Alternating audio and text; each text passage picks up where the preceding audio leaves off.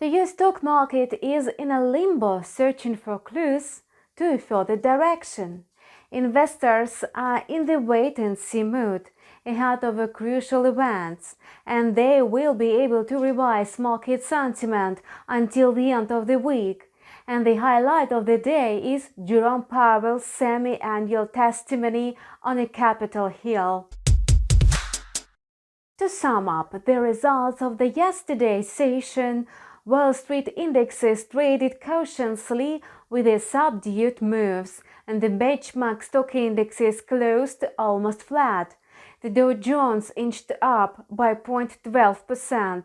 The Nasdaq slipped 0.11%, and the S&P 500 closed with a 0.07% uptick at the level of 4,048 points. The three indexes traded in the green in the New York pre-market. Futures on the stock indexes grew by 0.12 and 0.45%, suggesting the optimistic opening. The market catalyst today is Jerome Powell, but his stance on a further policy could be either cautious or clearly hawkish. So the S&P 500 is expected to trade in a wide intraday corridor between 3,970 and 4,120 points. Market sentiment was fragile yesterday. In the early trading hours, the index looked confident. The Nasdaq gained more than 1% intraday. However, stocks lost ground because yields of a 10-year and a 2-year US Treasuries recovered after earlier dips. The commodity sector was weak because China set a lower than expected GDP target for this year at 5%. Crypto-related stocks traded with a high volatility after Silvergate Capital disconnected its crypto payment system and raised doubts that the company was able to run its business, and market moves in the early New York trade mirrors cautious sentiment.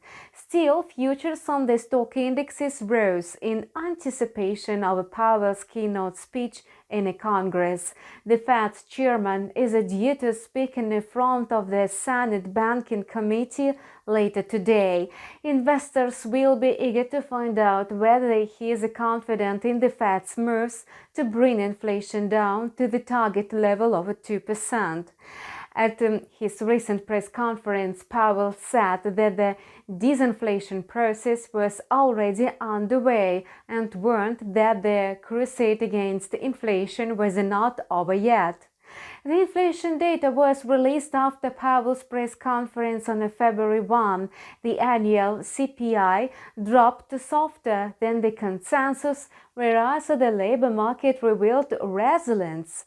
Fed's policymakers who made the comments after the CPI report opened the door to higher interest rates. Investors and the analysts upgraded their expectations for the ultimate size of the official funds rate. In the testimony and answers to lawmakers' questions, Jerome Powell will state his viewpoint on the last inflation spike. The US economic growth and the robust employment pose a challenge to the stock market. The US economy is expected to create 500,000 jobs in January. The unemployment rate could have remained flat at 3.4%, the lowest level since the 1960s. Despite the nationwide campaign of massive job cuts, weekly jobless claims remain below 200,000 for 7 weeks in a row, which is similar to pre-pandemic levels. Investors are trying to puzzle out whether monetary policy is making a delayed effect or the current economic conditions can tolerate more aggressive monetary tightening with all risks entailed. Notably, inflation declined since Powell's last semi-annual testimony in a Congress. The CPI surged to 9.1% in June and eased to 6.4% in January. The PCE price index, the Fed's preferable gauge to make policy decisions, topped out at 7% in June and skidded to 5.4% in January. Despite easing inflationary pressure, the progress is not enough, so all eyes are on the Fed chairman's testimony tonight.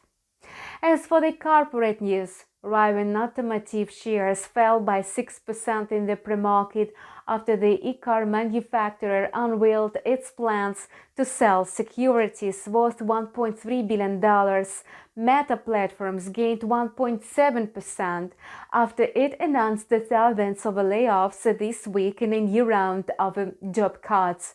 The corporate news is of a secondary importance today.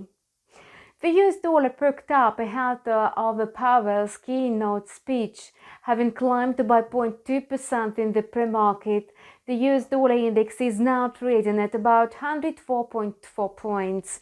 The intraday corridor for the index is determined between 103.50 and 105.20. Today, the Australian dollar is the main driving force for the top 10 currencies. The Aussie sank by 0.98% intraday to 0.6666 against the US dollar, the lowest level since late December, despite the fact that the Reserve Bank of Australia increased its key interest rate by 25 basis points to 3.60%, the highest level in more than a decade. And the US currency is trading steadily today. Jerome Powell will clear up whether the greenback will be able to gain bullish momentum. If the Fed chair speaks cautiously, so the US dollar will extend its slide below 104 points before the publication of the non-farm payrolls report that we are waiting on a Friday.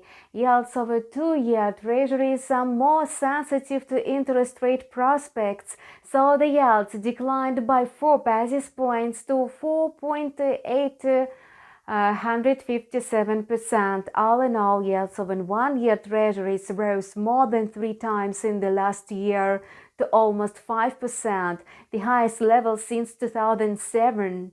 After a series of sharp rate hikes last year, the Fed raised interest rates by 25 basis points at the 2 last meetings. Nevertheless, upbeat macroeconomic data for February reinforced concern the central bank would resume the fast pace of rate hikes. The Canadian dollar has been extending a losing streak. The USD card pair grew by 0.23% in the pre-market to 1.3640. The intraday corridor is determined between 1.3590 and 1.3690.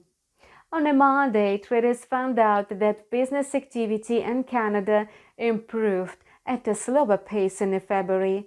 The IB PMI tumbled to 51.6 points from a 60.1 in January.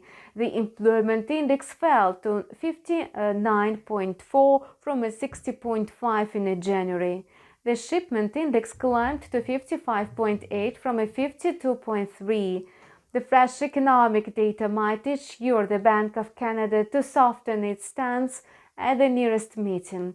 The loonie cannot find support from oil prices, and the Brent futures dropped by 0.8% to trade at $85.47 a barrel, and WTI futures sank by 0.5%.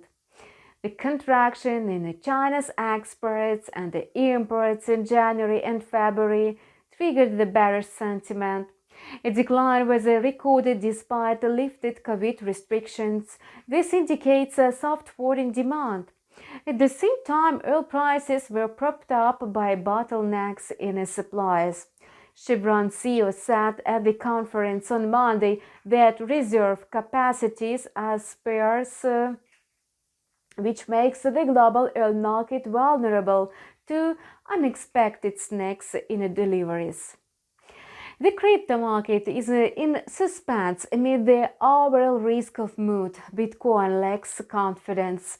The token traded mainly flat with a downward bias at about $22,400. Ethereum found support at 1,560. Other popular altcoins traded lower under pressure. And the crypto traders are hesitant to open large bets during the week full of high-impact events.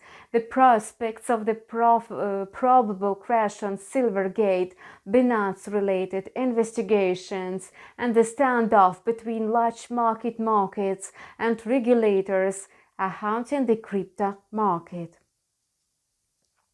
As for Bitcoin's intraday outlook, a further direction will depend on the Fed's agenda for monetary policy. If Jerome Powell sticks to the hawkish rhetoric and signals further aggressive tightening, the crypto could lose its footing and slip to $21,200. Alternatively, the softer stance of the Fed's leader could encourage a burst of optimism and a rally of risky assets. In this case, Bitcoin will be able to retest $24,000. Still, it makes sense to remember that investors are poised to be cautious that will lock Bitcoin within the borders of $22,000 to $23,000 until the publication of the non-farm payrolls. The session is going to be volatile today. Wall Street could hardly revise sentiment of the pre-market in the midday. So, see you tomorrow.